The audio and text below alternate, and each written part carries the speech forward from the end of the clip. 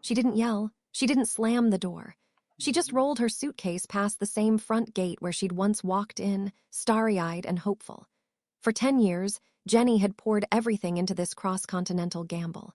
And now, without ceremony or closure, she was walking away from the life she'd spent a decade defending. The cameras tried to keep up with her, but her silence was louder than words. No dramatic goodbye, no emotional hug, not even a glance back. Nothing, just breath held tight in steps that said, "I'm done." Outside, the streets were buzzing, unaware that inside that house, a whole chapter was closing. Sumit didn't chase her. He stood still, frozen, confused, or possibly just numb. His eyebrows twitched like he was still trying to process what she'd just said 5 minutes earlier. But by then, Jenny was already halfway to the cab. Why film one more scene pretending they were still salvageable? For people who have followed their entire chaotic relationship on 90 Day Fiancé, this moment didn't come out of nowhere. But it felt like it did. That's what made it hit harder. We've seen them break up, cry, reunite, and spin the same cycle for years. Each time we wondered, will this be the last straw? Somehow it never was, until now. Because this walkout didn't have Jenny's usual quiet hope hiding underneath it. No subtle glances back towards Sumit, no forced perk in her voice, no soft-spoken compromises, just tension and then space. She walked out like someone who wasn't bluffing. Her face didn't show anger. It showed something colder. Resignation. Grief. Or maybe it was the look of a woman who finally realized nothing was going to change unless she did. Rewind the tape 2 seasons, and that same Jenny had stood on Indian rooftops, giggling like a teenager over mehndi ceremonies and wedding selfies. She had convinced herself, again and again, that no matter the fights, the cultural clashes, or Sumit's notoriously flip-floppy behavior, they'd make it. Her friends back home had their doubts. Her daughter had questions. Her instincts had warnings. But she tuned them all out for love, for a man who gave her half of what she needed but convinced her it was everything. The sad part, she really believed him. She thought eventually, if she was patient enough, if she made herself small enough, if she avoided rocking the boat too much, she'd win his family over, or at least wear them down. But parents don't forget who you are because you brought sweets and smiled politely at dinner. And this family refused to see her as anything other than an embarrassment. A foreigner. An older woman disrupting tradition. Sumit said he loved her, sure, but his love always came attached to conditions. Hidden, unspoken ones no couple can survive forever. He could have told his parents earlier. He could have stood up for her in those kitchen fights where she was insulted in silence. But over and over again, he handed her apologies instead of action. And if you've been paying attention, Jenny hadn't been laughing as much in recent episodes. Her sentences got shorter, her voice flatter. Her presence in the room started to feel more like furniture, unnoticed, unheard. So when she started packing while Sumit was still fumbling with excuses, it wasn't spur of the moment. This wasn't impulse. It was accumulation. And if you saw the tears she wiped before stepping into that elevator, you'd know exactly what decade of emotional investment looks like when it finally gives up. He asked her, "Why are you doing this today?" Today, as if there was a right day to leave someone who's let you drown in compromise for years. Jenny didn't answer. She didn't need to. Because when you've been talking for so long without being listened to, eventually you realize silence is louder. She rolled that final bag to the cab, climbed in without looking back, and shut the door on both their shared history and the camera lens. She waited 10 years. Now she can't wait 10 more seconds. Something snapped, but what? Before audiences knew her as the woman walking out, Jenny was once the woman who walked blindly in. And back then, it wasn't into an awkward in-law situation or a complicated cultural maze. It was into a full-on deception.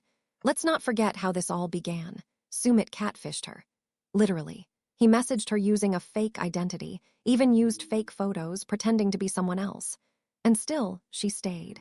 Not only stayed, she forgave. Because somewhere in that mess of lies, she'd convinced herself the love was real. Or real enough to fix. Jenny always led with her heart. Sumit, on the other hand, seemed to lead with hesitation. After the truth came out, most people would have run. Instead, Jenny packed her bags, left her job, left her grandkids, and flew across the world to a man who had lied to her face for months. That wasn't love. It was devotion wrapped in denial. And that pattern didn't stop there. If anything, it set the tone for everything that came next. She moved to India without a safety net. No plan B, no insurance. She wasn't on vacation, this was a full commitment. She trusted Sumit's promise that they'd live together as a couple. But once she got there, reality hit her like Delhi humidity in June. Suddenly, the man who swore he loved her was hiding her inside his parents' house like a dirty secret. She literally had to pretend to be his friend from America while staying under the same roof as his wife. Yes, his then wife. Because let's not forget, the entire time Jenny thought they were building a future together, he was still married to someone else. And even when the truth came out, Sumit didn't rush to file divorce papers or fight for their future. He stalled. He made excuses. Divorce is complicated. His parents don't understand. Society this, culture that. He always had a reason not to act, except none of those reasons ever protected Jenny. They only protected him from confrontation, from taking a real stand, from choosing her with both feet in, not one foot out. You could see the weight Jenny was carrying even then. She didn't just leave her life behind, she was carrying Sumit's baggage too. The emotional burden of tiptoeing around people who hated her, the pressure to appear grateful even while being humiliated, the constant demand to be endlessly patient. And when Sumit finally admitted to his parents that he was serious about Jenny, they exploded. His mother cried, threatened, and swore she'd never accept the marriage. Yet even then, Jenny said she would wait. Again, it's easy to judge her from the sidelines. Easy to roll our eyes and say she should have known better. But she had already built her future around this man in her head, and tearing that down would have meant admitting she'd wasted years of her life. No one wants to feel like a fool for love. So Jenny transformed every red flag into a maybe, every obvious delay into a reason to try harder. Time and again, she gave Sumit the benefit of the doubt, told the cameras she understood his culture or needed to be more flexible.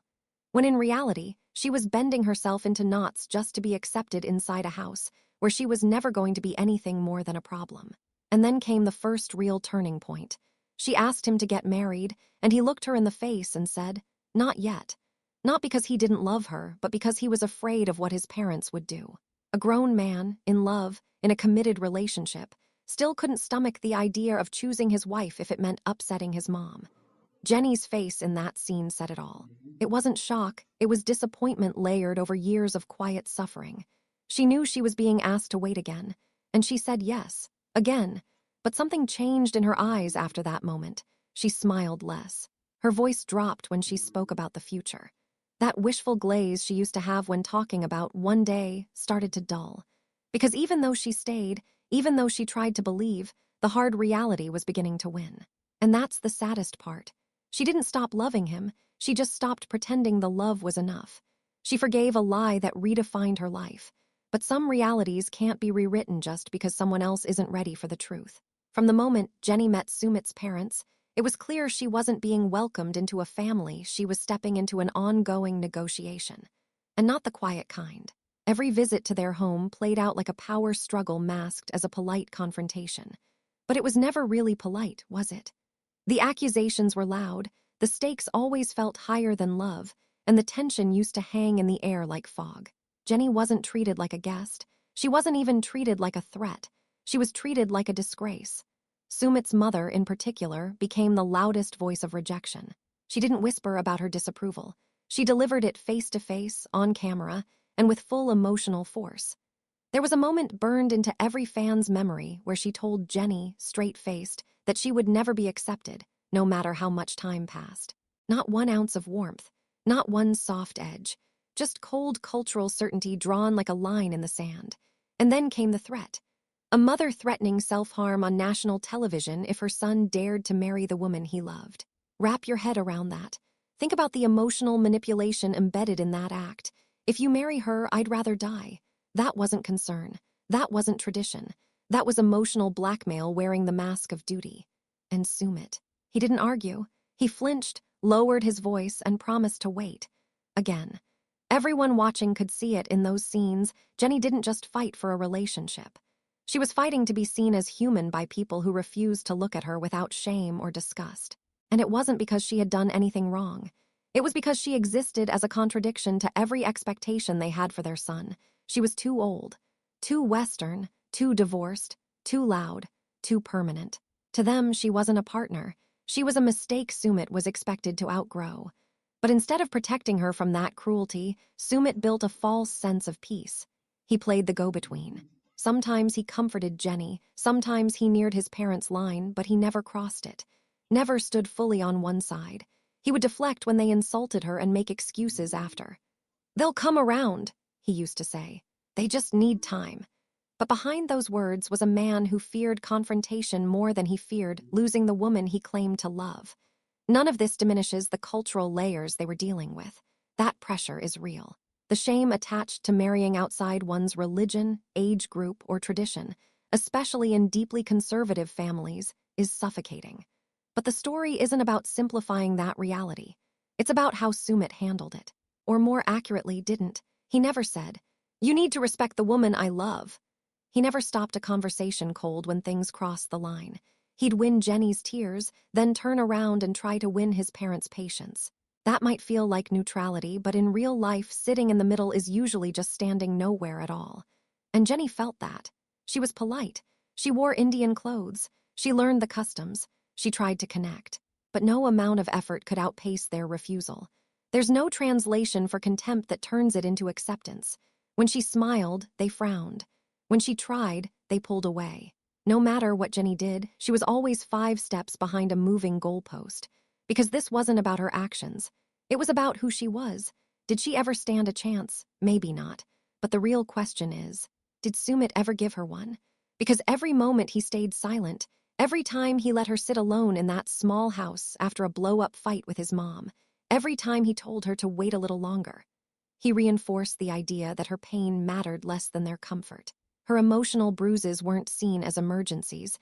They were treated like side effects of loving him. And the worst part? Jenny believed that. For a while, when you're not accepted at the front door, you'll keep trying the windows. Until one day, the whole house feels like a prison. For most people, a wedding is the finish line, the celebration after the fight, the moment that says, "We made it." For Jenny, it was a break in the storm. The quiet she'd been chasing for 10 long years finally arrived, but instead of joy, it brought something much heavier. Uncertainty disguised as victory. The day itself was intimate, stripped down fast, just them. No relatives, no rituals, no crowds, only vows whispered quieter than the fear behind them. Jenny smiled the way someone does when they've wanted something for so long, they forget to ask if it still fits. And for a moment, she believed they'd crossed over. That this was the undeniable proof their love could survive anything. She clutched that marriage license like it was armor. But something was off from the start. Most brides walk into a new identity with celebration. Jenny walked into it like she was still asking for permission. She even said it on camera multiple times. "I hope his parents will come around now." There it was again, the quietly devastating word that followed her in every scene. Hope. A word she clung to like a life raft, not because reality supported it, but because accepting the truth felt like drowning. And the truth? It came faster than she expected. Sumit, after getting married, didn't immediately run to his parents to share the good news. He hid it. From the very people he kept saying he was trying not to disappoint, which meant Jenny wasn't just married, she was hidden. Again. It hit harder because this time, she believed they'd turn the page. But instead, Sumit had just rewritten the old script. It was always the same. Protect his parents' feelings, delay their disapproval, then try to clean up the emotional mess afterward. Jenny was used to waiting, already used to feeling like a guest in her own relationship. But being a secret wife wasn't an upgrade, it was a silent insult disguised as caution. And when Sumit finally did tell his parents, there was no breakthrough, no softening, no embrace. His mother cried again. His father withdrew again. His parents saw the ring not as growth but as betrayal. And strangely, Sumit seemed surprised. His reaction wasn't strength, it was discomfort. He didn't fight back. He didn't demand they respect Jenny. He just absorbed it, then went home with the same heavy silences and tired reassurances he always gave her. It left Jenny asking the one question that had been lurking inside her for years. Who is this marriage really for? After all, if love is real but always hidden, does it still count as love? If your partner won't wear your story out loud, aren't you really just their shadow? The emotional double bind was brutal. On one side, she had the certificate, the photos, the ceremony. But emotionally, she was still waiting to be chosen fully. And on some level, Jenny knew all along this day wouldn't be the magic solution. But she hung all her hope on it anyway, because what else was there? Start over at 60. Walk away from a man who gave her just enough affection to make her stay. So she smiled in those pictures. She sent them to friends. She reminded herself she got what she wanted. But the truth lived in her eyes. She wasn't walking into something new. She was dragging her old relationship into a new costume, hoping the script would finally change. Hoping this ring would bring a wave of acceptance. But rings don't fix relationships at their root. They only wrap them up. And under that glittering band, all those years of rejection, delay, and disappointment still pulsed like a bruise. A ring can't silence a rejection that never stops echoing. The breakdown didn't start with a fight. It started with silence, the kind that lingers longer than it should. Jenny didn't raise her voice or storm out of rooms. She started pausing just a little too long before answering, sitting just a little further from Sumit on the couch. Her eyes didn't sparkle when he made one of his half-hearted jokes. She'd nod, smile out of habit, and then glance away, like she was already somewhere else in her mind. The signs were there, hiding in plain sight. She started ending sentences with whatever. Her tone shifted from hopeful to hollow. Sometimes when Sumit avoided a difficult question, she didn't push back like she used to. She just shrugged. That's the thing people forget. When someone stops fighting, it isn't always a good sign. Sometimes it means they've stopped holding on. Sumit, in his usual way, seemed to miss the undercurrent completely. He treated her cooled-off reactions as just another mood swing. Another emotional wave he could ride out. He didn't realize that those silences weren't empty. They were full of words she'd already said 100 times before with no change to show for it. So she stopped saying them. She'd tell the camera she felt left out, that she didn't feel like a priority. But then she'd laugh it off or quickly change the subject, like she didn't want to seem ungrateful for the scraps of love she was given. Sometimes she'd say, "I'm fine," right after describing something obviously painful, and her voice would do this small, cracked thing right at the edge, barely noticeable unless you were really listening. But Sumit wasn't really listening. He was surviving the moment, passing time, hoping maturity would grow between them like a tree he never had to water. While Jenny, she was already checking out emotionally. Little things gave her away. She started spending more time on the balcony, getting quiet during family discussions, glancing too long at her phone while he made his same old promises. Passive frustration settled into her like a slow fog, numbing at first, then suffocating. What was hardest to watch wasn't the arguments. It was the apathy, that look in her eyes that said, "I've already said this, I've already felt this, I'm just waiting for you to see it." And then came the trip back to America. Publicly, it was for a family visit. Privately, it felt like a test run, and she knew it. You could see it in her energy the moment she stepped off that plane. Lighter, clearer, like she was breathing again for the first time in months. Her daughter looked thrilled but cautious, because they'd all seen this play out before. Come home, regroup, go back, repeat. But this time felt different. Jenny's posture was different. Her voice held its own weight again. She wore clothes she liked, walked like she had a full say in her environment, and smiled without restraint. It wasn't a vacation, it was a reset. The question circling in her mind probably wasn't, "Do I miss Sumit?" It was, "Why does this feel so much better than being with him?" And the fact that she kept that doubt so quiet. That's the heartbreak. She didn't explode. She didn't stage a dramatic confrontation. That wasn't her style anymore. She'd learned too well that big emotions in this relationship rarely led to big changes. So instead, she started quietly rehearsing a life without him, in the way she didn't text back right away, in the way her eyes didn't light up during video calls, in the way she said, "We'll see," where she used to say, "I can't wait to come back." Falling out of love isn't always loud. For Jenny, it was slow erosion. Not of love itself, but of hope. Not one single moment broke her. It was the drip, drip, drip of emotional neglect, unacknowledged pain, and the growing realization that this might be all she'd ever get from this man. Silence isn't peace. It's a warning no one listens to until it becomes goodbye. When the door closed behind her, there wasn't a single scream left in the house. No dramatic chase, no pleading at the gate, no emotional speeches from Sumit about mistakes or last chances. Just quiet. And in that quiet, you could finally hear what Jenny had been enduring all along. For the first time, the silence didn't belong to her. It belonged to him. Sumit sat down in that now-too-big living room looking like someone who'd lost something valuable but hadn't figured out what it was yet. He didn't cry. He didn't break anything. He didn't even call after her.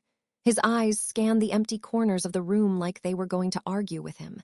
And maybe that was the hardest part to watch. There wasn't panic or heartbreak in his face. At least not the kind you'd expect. There was something else. Emptiness. A confusion that said, wait, this was serious. Because for years, the pattern was predictable. They'd fight, Jenny would threaten to leave, emotions would rise, someone would shut down, and by the next scene, they were back to making pakoras and holding hands on the rooftop. But this time, Jenny didn't play by that script. And Sumit looked genuinely caught off guard. It wasn't shock that she'd gotten upset. It was shock that she finally meant it. He moved around the space like her absence had left something broken. But not in the way people destroy things, more in the way they lose them. Slowly, one piece at a time. There was no music playing, no lingering voiceovers filling the air. Just his face, stuck between disbelief and dull resignation. You could see his brain trying to piece together what had just shifted. The toothbrush gone. The folded clothes she used to fuss over. The smell of tea not steeping in the background.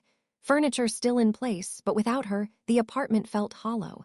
Like a house staged for someone else's life. He sat down on the bed they used to argue on, sleep on, patch things up on, and did. Nothing. Not pick up his phone. Not flip on the TV. Just sat there. One arm dropped limp on the sheets, the other half bent like it didn't know where to land. He blinked too slow, like reality was just now catching up. That's not numbness. That's what it looks like when grief doesn't crash in like a wave. It trickles in, slow and steady, leaving you no choice but to feel it all whether you're ready or not. People think grief is loud. But sometimes, it walks in quietly after everyone else has left. You won't see the moment his chest caved a little or the full story behind him blinking slower than usual. But it was there. The shame disguised as detachment. The absence of panic that told you, part of him was still betting she'd come back. Because Jenny always came back. Except this time she didn't. And that's when his body tensed. Subtle just for a second. A brief tightening of the jaw. Hands clenching slightly, then releasing. Not enough to cry, but enough to realize he miscalculated. He mistook her loyalty for permanence. He assumed she'd cling harder once again. But Jenny had burned through her last reserve of motivation long before that suitcase hit the ground. There were no tears, but that didn't mean there was no pain. Sometimes the sharpest grief doesn't show up in sobs. It shows up in stillness. He stared at the spot where her sandals used to sit. Not for a second, but long enough to mean something. Maybe he remembered how they used to clack against the floor right as she walked in, all sarcasm and side-eyes. Maybe he realized she'd walked out wearing them and wasn't coming back to take them off this time. That's not closure. That's aftermath. He thought she'd always wait. But when love goes silent without slamming the door, it hurts more. Within hours of the episode airing, the internet lit up like wildfire. Reddit threads exploded. Tweets went viral. Facebook groups reopened old arguments with fresh ammunition. And surprisingly, amid the chaos, one strange thing stood out. A lot of the fans who'd spent years telling Jenny to walk away weren't ready when she actually did. Good for her, one commenter wrote. But why am I still sad? Another added.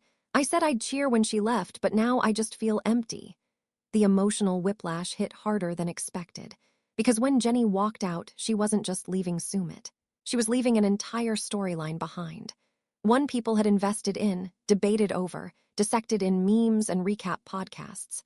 And suddenly, those same fans found themselves asking, was this what we really wanted? Some viewers clapped instantly. Finally, she chose herself, someone posted, under a clip of the final scene. That comment picked up thousands of likes in less than a day. And truly, there was something empowering about it. Seeing an older woman publicly walk away from an emotionally lopsided relationship after a decade of self-sacrifice. One fan wrote, Jenny deserves peace. She never had any in that house. But not everyone saw it as a triumph. The backlash came fast too. Some accused her of giving up too late. One thread dragged her for wasting years and then quitting right when things looked stable. Another questioned whether she'd used the marriage just to get legally secure, only to turn around and play the victim. There was even a vocal camp asking, what if this is all for show? What if she turns right back around next season? Speculation took on a life of its own. Some fans claimed she's already back in India, based on blurry social media screenshots and ambiguous Instagram comments. Others pointed out that she seemed too comfortable during her visit to America, like someone who was testing out a new life. A few claimed they saw a friend's cousin's post that Jenny was looking at apartments in Palm Springs. Theories flew, stitched together like detective boards, none of them confirmed, all of them loud. In comment sections, the divide was wild. Team Jenny versus Team Sumit. The freedom fighters versus the loyalty defenders. Some people saw her walkout as long overdue. Others called it self-sabotage. And somewhere in the middle were the fans who didn't know what to say. They'd followed the relationship for so long that it started to feel personal, like watching a friend repeat mistakes you quietly judged but secretly rooted for. Because Jenny wasn't just a random person on screen. She represented something bigger. The naive hope that maybe love really could conquer culture, distance, age, and deep-rooted family trauma. Now that the illusion cracked open, some fans didn't know whether to smile, cry, or rage. And Sumit, surprisingly, some fans went from dragging him in past seasons to feeling kind of bad. He looked like a lost kid when she left, one viewer admitted, despite still blaming him for most of it. Another person wrote, "This is what happens when you play both sides too long. Eventually, you lose the only one who stayed." It wasn't just a breakup. It was a cultural moment in the 90-day Fiancé fandom. The unraveling, or maybe the necessary ending, of a narrative people grew up watching on reality TV. For some, it was closure.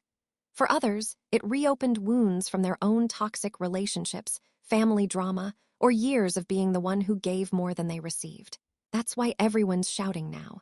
Not because they know the full truth, but because the story poked at something uncomfortable and real. And that leaves one hard, uncomfortable question for every viewer who's taken a side. Whose heartbreak do you believe in more? The woman who finally walked away? Or the man left in the wreckage, looking like he didn't expect her to ever follow through? Across the internet, everyone's shouting the truth. But which version is real, and whose heartbreak gets to matter more? When Jenny landed back in the US, it wasn't triumph or tragedy, it was quiet. No dramatic airport reunion, no teary declarations. Just her, some luggage, and more questions than answers. Fans were glued to her social media, waiting for any clue about what this return really meant. Was it temporary, permanent, symbolic, or was she still figuring it out herself? Her photos started changing. Gone were the shots of tiny Indian kitchens and dim living rooms where she was always half smiling beside Sumit. Instead, there were selfies on Californian sidewalks, glimpses of iced coffee runs, and family dinners with her daughter and grandkids in the background. One picture in particular, a blurry snap taken at a flea market, sparked a flood of comments. Jenny looked relaxed, hair down, laugh lines visible. Peaceful almost. But the caption was vague. "Focusing on me for a change." No hashtags, no tags, just that. Her friends were vocal, though. One longtime friend posted, "Proud of you for reclaiming your space." Another wrote, "People don't see half of what you went through." Messages like these poured into her comments and DMs.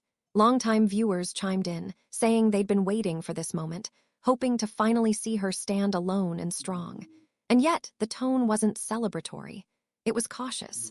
Because everyone was wondering the same thing, is she really done?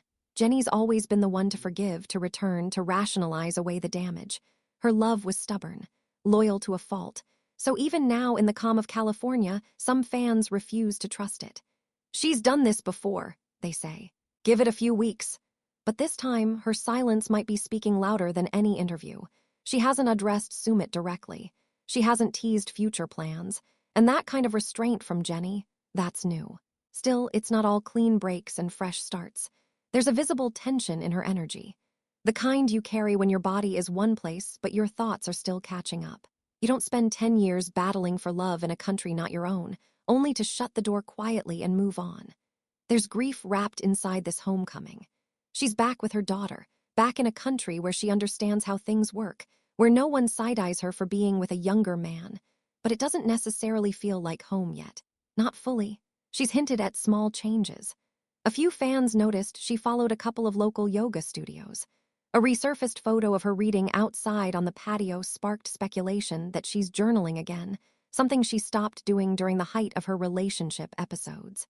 Job talk is murky, but viewers suspect she's looking into light, part-time work or maybe volunteering just to get her rhythm back. This isn't the Jenny we remember, the one curled up next to Sumit on strange beds, brushing off red flags like lint. This Jenny seems less romantic, a little more guarded. She laughs in photos, sure, but the comments she ignores speak volumes. One follower asked, "Miss him?" No reply. Another asked, "You heading back soon?" Silence. Isn't that its own kind of answer? There's also emotional whiplash for the viewers. People are used to Jenny Sumit cycles. Most assumed it would forever be love, tension, argument, forgive, repeat. We got used to the rewinds. Any version of Jenny outside of that cycle feels foreign. It's hard to believe she's really choosing herself because we watched her not choose herself for so long. But maybe that's the point. Maybe this version of her doesn't look like the old Jenny because she's building something better, even if she doesn't fully believe it yet. She hasn't declared independence. She's simply existing, learning how to sleep without waiting for another person's hesitation to settle, making coffee without translating her worth through someone else's mood, walking through an aisle of groceries not as a guest in someone's world, but as someone finally standing in her own. She spent a decade building a love story abroad. Coming home wasn't a move.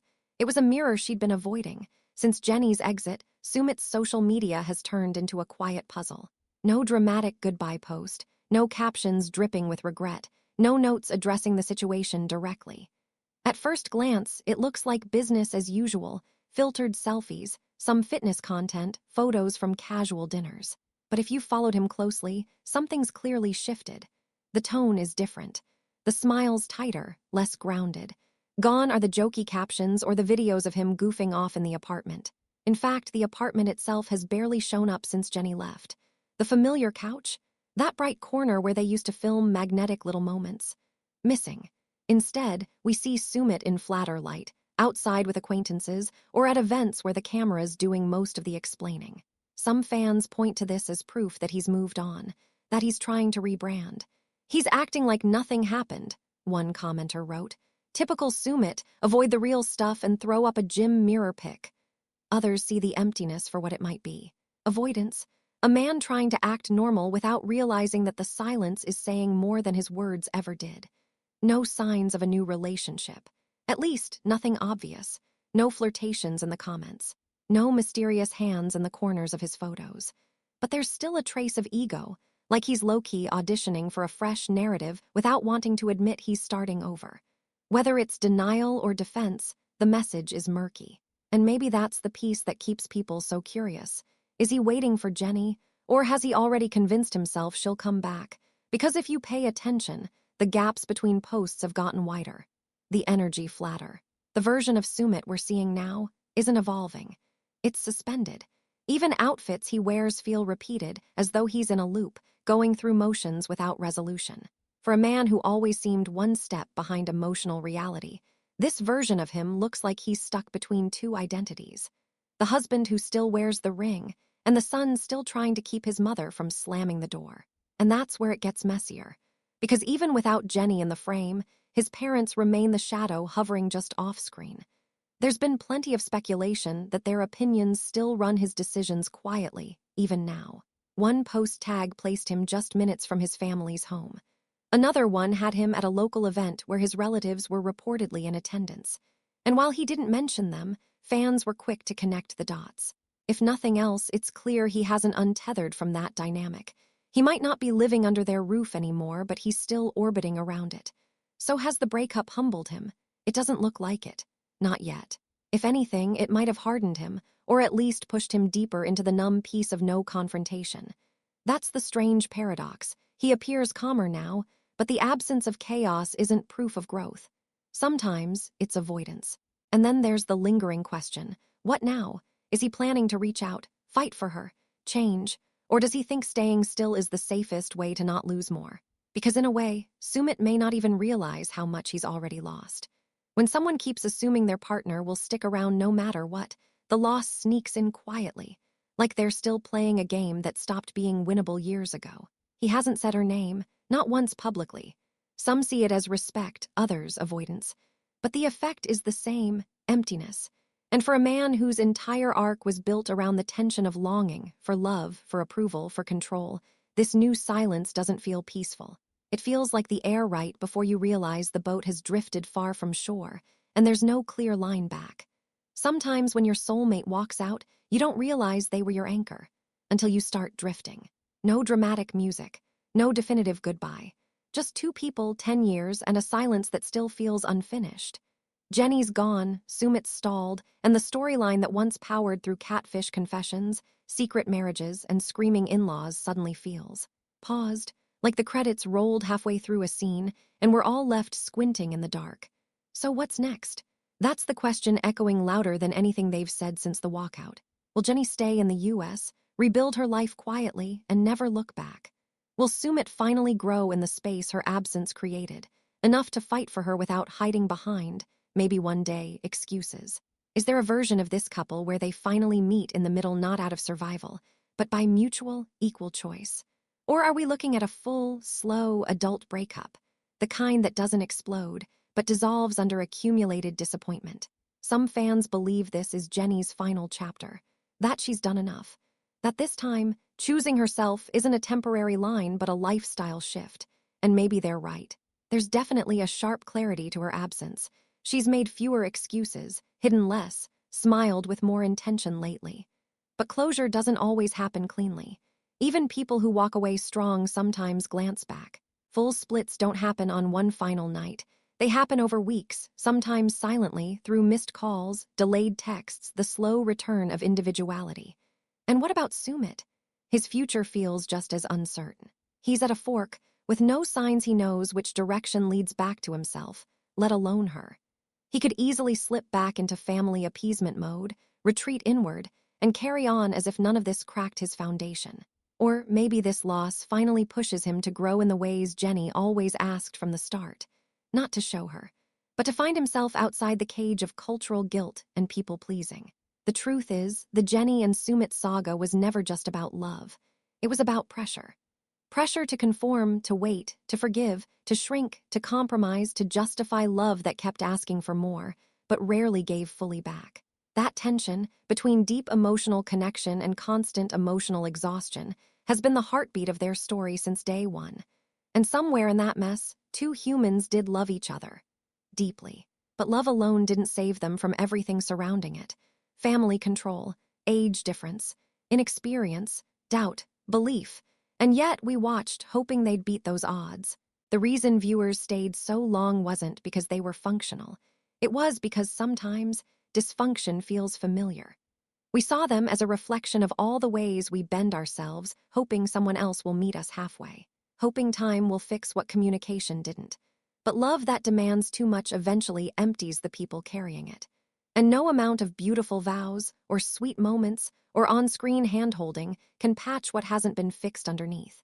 Still, some stories aren't built for neat endings.